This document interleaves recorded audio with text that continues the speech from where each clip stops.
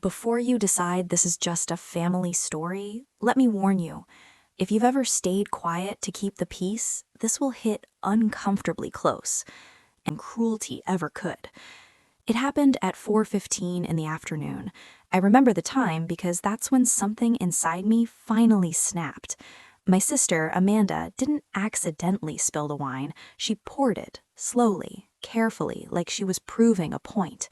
She stood over my 6-year-old son, Ethan, and tilted her glass until dark red liquid crawled across his watercolor painting. He'd spent 3 days on it, 3 days hunched over the table, tongue sticking out, painting the lake near our parents' cabin. It was a gift for his grandpa, something he was proud of, and in seconds it was ruined. He needs to learn the world doesn't care about his little drawings, Amanda said, bored, almost sleepy. They're clutter. Someone laughed, then another. My uncle joked it was a cheap life lesson. My mom laughed too fast, too loud, the kind of laugh people use when they're terrified of conflict. I looked at Ethan. He didn't cry. That's the part that still hurts. He went completely still. His shoulders curled inward, his hands froze above the table. He bit his lips so hard it turned white. He wasn't waiting for comfort, he was waiting to disappear. Like if he made himself small enough, the adults would lose interest. That's when I knew. I wasn't watching my son get embarrassed, I was watching him learn how to survive in this family. That quiet shrinking, I knew it. I'd worn it for almost 30 years. Be agreeable, don't react, don't make it worse, let it pass. I watched the lesson sink into him in real time, and it felt like someone punched me in the chest. I stood up, the chair scraped loud against the floor, cutting through the laughter like a blade. I didn't grab napkins, I didn't look at the mess. I stepped between Amanda and my son. Not angry, calm, cold. You enjoyed that, I said. She rolled her eyes, already pouring more wine. Relax, it's paper. I'm toughening him up. You baby him too much. That word, useful, echoed in my head, like creativity was a flaw, like kindness was a weakness. The room went quiet. That's when my mom rushed in, not to hug Ethan, not to check on him, but to wipe the table, scrubbing, smiling, minimizing. "It was an accident," she chirped. "We'll buy him another coloring book. Let's just have a nice dinner. We're family." And suddenly I saw it clearly. She wasn't confused. She wasn't helpless. She was protecting the illusion, no matter who got hurt. Then my father stood up, not fast, not dramatic, slowly, like a building settling before collapse. He walked to the mantel where a sign said, "Family is forever," stared at it, then turned to my mother. "You wiped the table. You didn't check on the boy." The room held its breath. He twisted his wedding ring off his finger, struggling, grimacing, and dropped it straight into the wine-soaked painting.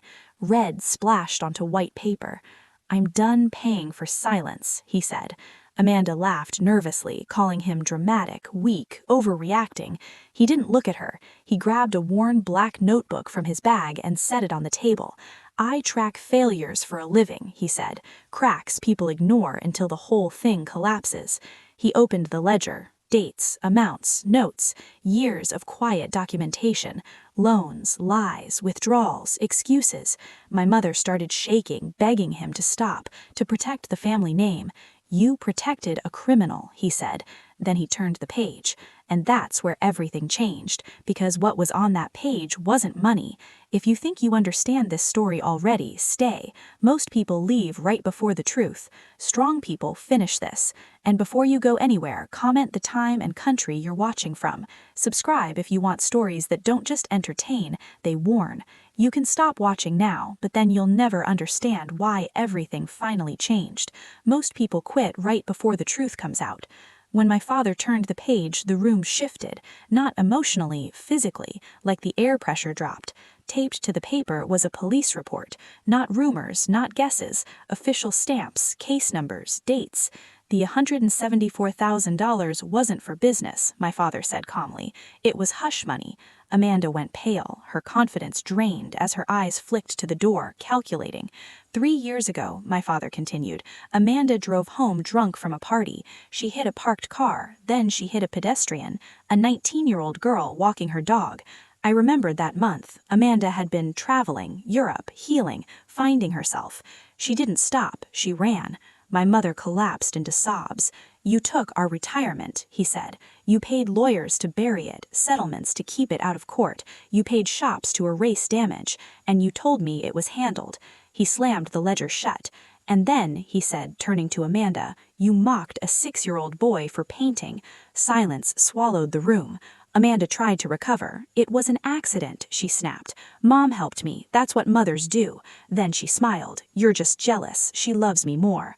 My father looked at her like an engineer studying a collapsing bridge. You have nothing, he said. He placed another document beside the ring and the ruined painting. This cabin is mine. Your mother's name isn't on it. You have 1 hour to leave. I froze every account.